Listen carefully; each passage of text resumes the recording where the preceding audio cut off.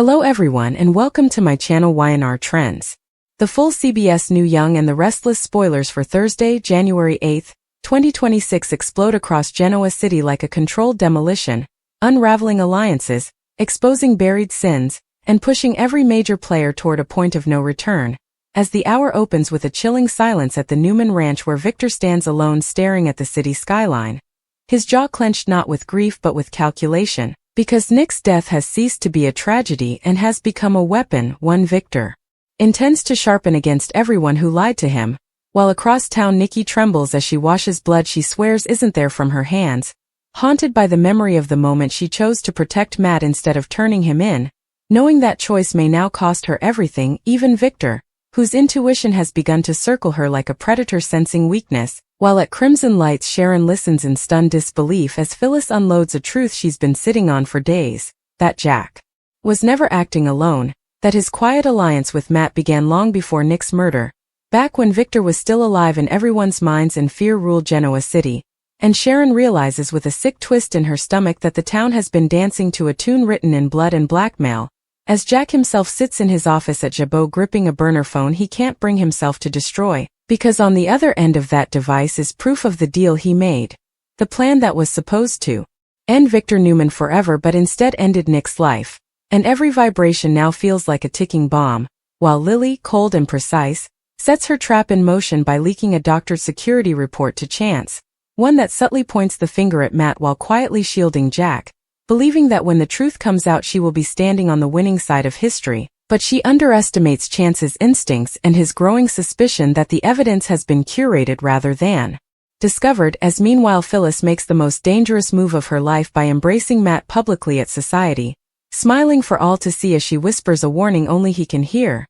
that Victor knows more than he's letting on, that the walls are closing in, and that if Matt wants to survive he needs to tell her everything now, because she is done being a pawn in other people's games, and Matt, shaken and unraveling, finally admits that the original plan was never to kill Victor outright but to orchestrate an accident that would leave him incapacitated, vulnerable, stripped of power, with Jack positioned to take control of Newman Enterprises through a cascade of legal maneuvers. But the night everything went wrong, Nick discovered the truth, confronted Matt, and demanded he walk away, and in that moment of chaos, fear and desperation, lines were crossed that can never be erased. While across town Victoria senses the shift in the air and confronts Victor directly, demanding to know what he's planning, only for Victor to finally reveal that he has been 2 steps ahead since the moment Nick died, that he allowed certain lies to stand so he could see who would grow comfortable hiding behind them, and Victoria realizes with horror that her father has been building a list,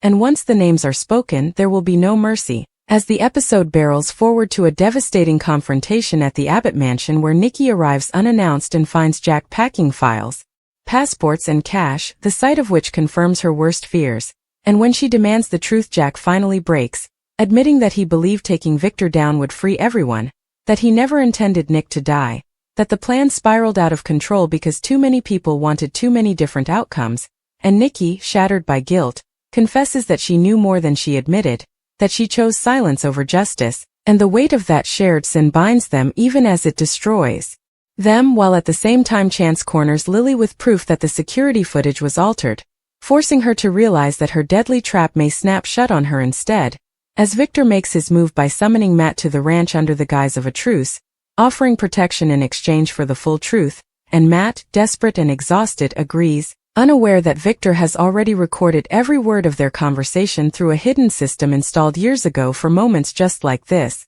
Because Victor Newman does not forgive, he collects, and as the final act unfolds Sharon arrives at Nick's grave just as the sun sets, whispering that justice is coming whether anyone is ready or not, while Phyllis watches from a distance knowing she has crossed a line she cannot uncross. Jack boards a private plane with no clear destination. Nikki returns home to face Victor's unreadable stare, and Victor, alone once more, plays back Matt's confession with a grim satisfaction, murmuring that Genoa City is about to learn a painful lesson. When you try to kill a king and miss, the reckoning doesn't come quickly, it comes thoroughly, setting the stage for fallout that will redefine loyalties, destroy legacies, and ensure that nothing and no one will ever be the same again in The Young and the Restless.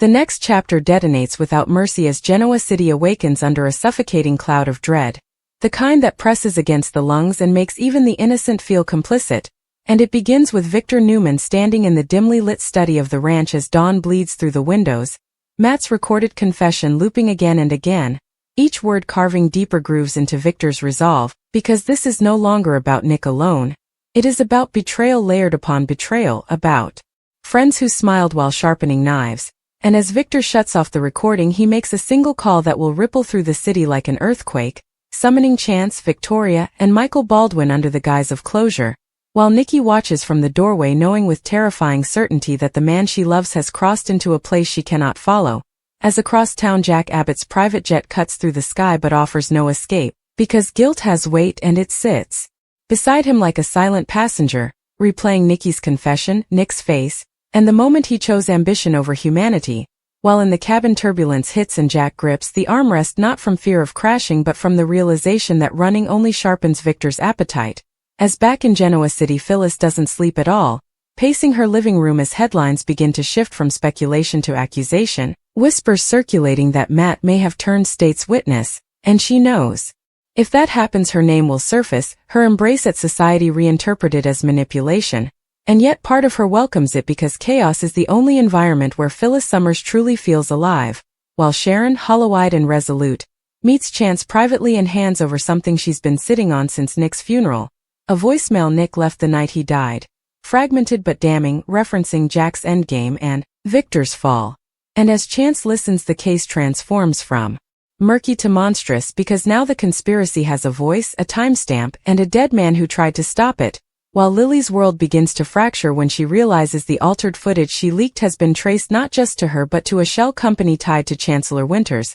threatening to collapse everything she's built. And for the first time Lily Winters feels true fear, not of scandal, but of becoming the villain in a story she believed she was controlling, as meanwhile Matt sits alone in a holding room at the ranch after Victor's invitation turns into a velvet-lined interrogation, the walls adorned with family portraits that silently accuse him. And when Victor finally enters the room, he does so without anger, without raised voice, which terrifies Matt more than rage ever could, because Victor doesn't threaten him. He educates him, explaining how power really works, how confessions don't save you, they simply decide who owns you next. And when Matt realizes the recording wasn't a bargaining chip but a leash, he breaks down completely, confessing not only to Nick's death but to the names of everyone who knew pieces of the plan. And when he says Nikki's name, Victor's expression doesn't change, but something behind his eyes dies, while at the same time Victoria sits with Michael Baldwin reviewing legal strategies, and she begins to understand that her father is not seeking justice through the courts. He is constructing consequences far more personal, far more devastating, as Jack's plane is forced to land due to mechanical issues, stranding him in a small town where his face isn't recognized and his name means nothing. And for the first time in decades, Jack Abbott experiences anonymity not as freedom but as erasure, realizing that if Victor strips him of his legacy, his power and his name, there will be nothing left to run with. While back in Genoa City, Nikki confronts Victor at last, her voice trembling as she admits her silence, her protection of Matt born not of loyalty but of fear that the truth would destroy everything. And Victor listens quietly before delivering the most brutal verdict of all. Not divorce, not exile, but disappointment, telling Nikki that love without loyalty is just another transaction, and that she has chosen her side whether she admits it or not, as Phyllis finally makes her move by leaking a partial truth to the press, positioning herself as the woman who tried to expose the conspiracy but was silenced. Narrative that protects her while igniting public outrage, forcing Chance to accelerate arrests before Victor's private war overtakes the justice system. And as sirens echo through Genoa City, Lily is taken in for questioning, Jack is declared a person of interest, and Matt is formally charged. The town fractures along lines of belief and denial, while Sharon stands once more at Nick's grave whispering that the truth is finally louder than the lies. And in the final devastating moments, Victor watches the city from his window as chaos unfolds exactly as he predicted, murmuring that this is not the end but the correction, because Genoa City was built on power, and power must be reminded who it belongs to, as alliances crumble, legacies burn, and the promise of peace disappears entirely, leaving only one certainty hanging over everyone involved. Nick Newman's death will not fade into memory, it will become the event that rewrote every rule, and no one, not even Victor Newman himself, will emerge unchanged. The next chapter descends like a storm with no horizon as Genoa City reels from the arrests and accusations, the air thick with paranoia and whispered loyalties, and it opens with Chance standing before a wall of evidence that refuses to stay contained. Nick's voicemail, Matt's confession, the altered footage, the financial trails, each thread pulling him closer to a truth so vast it threatens to collapse the institutions meant to protect it, while Victor Newman moves through the aftermath with the precision of a general surveying a battlefield he designed, summoning allies and enemies alike not to gloat but to dictate terms, because the reckoning has shifted from exposure to consequence. And the first blow lands quietly when Newman Enterprises announces a sweeping internal audit that freezes accounts tied to shell companies Lily once believed untouchable, sending shockwaves through Chancellor Winters and forcing Lily to confront the brutal irony that her attempt to control the narrative has handed Victor the leverage he needed. As she sits alone in her office staring at a city she once thought she could shape, realizing power borrowed from secrets is power already lost, while across town Nikki retreats into silence, her guilt no longer loud but suffocating, replaying Victor's disappointment like a wound that won't heal, knowing she cannot undo the choice she made and sensing that the marriage she fought to protect may already be over in every way that matters as Jack Abbott finally returns to Genoa City under the cover of night, abandoning anonymity for accountability, stepping into the Abbott mansion like a ghost haunting his own legacy, because running taught him nothing except that fear grows in isolation, and when he finds Phyllis waiting, uninvited, unafraid, eyes blazing with the thrill of survival, he knows the past has caught up to him, and she wastes no time reminding him that she played the game better, leaked smarter, survived cleaner, and if he wants any chance at redemption he will follow her lead. While Jack recoils at the idea of being managed by the woman he once underestimated, even as he recognizes she may be his only shield against Victor's scorched earth campaign, as meanwhile Sharon's quiet strength becomes the emotional center of the city, offering calm where chaos reigns,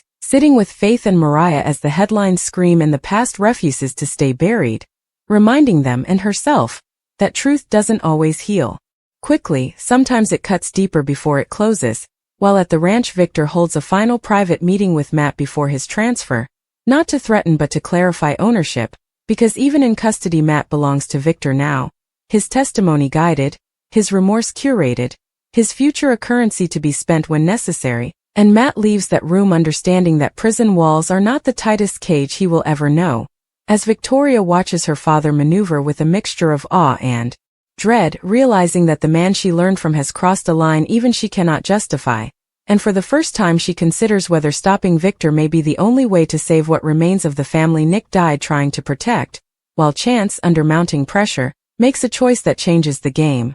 He subpoenas Jack Abbott, publicly and unmistakably, forcing the town to confront what many suspected but feared to name, and as cameras flash Jack stands stone-faced, refusing to crumble, because he knows Victor is watching and weakness is blood in the water, as Lily is released pending further investigation only to find her allies distancing themselves, her power evaporating with every unanswered call, and in a devastating confrontation with Devon she realizes that love does not survive manipulation, that trust once weaponized does not return intact, while Phyllis capitalizes on the chaos by positioning herself as the reluctant whistleblower, her narrative gaining traction as the public hungers for a hero in a story drowning in villains, and she savors the irony that honesty, even partial, has become her greatest disguise, as Nikki finally breaks her silence by visiting Sharon, confessing not for absolution but because carrying the truth alone has become unbearable, and Sharon listens without judgment, reminding Nikki that accountability is not punishment but choice, and that facing Victor with honesty may be the only way to reclaim herself, as Victor prepares his final move by offering a conditional cooperation with authorities that protects Newman interests while ensuring his enemies bleed slowly, and when Chance challenges him Victor responds with chilling clarity, that justice without power is theater, and he refuses to let Nick's death become a footnote in someone else's performance, as the chapter crescendos with a public memorial for Nick that becomes an emotional flashpoint, Genoa City gathering not just to mourn but to measure itself against the man they lost, and as speeches are made and tears fall, the weight of collective guilt presses down, forcing every conspirator, every bystander, every liar to confront the reality that Nick's death was not an accident of fate but the result of choices made in pursuit of power. And in the final moments Victor stands apart, eyes fixed on the crowd, not softened by grief but sharpened by resolve, as he silently vows that this chapter is not closure but foundation, because the war for Genoa City's soul has only just begun, and the next casualties will not be bodies but legacies, truths, and the illusions that once kept everyone safe.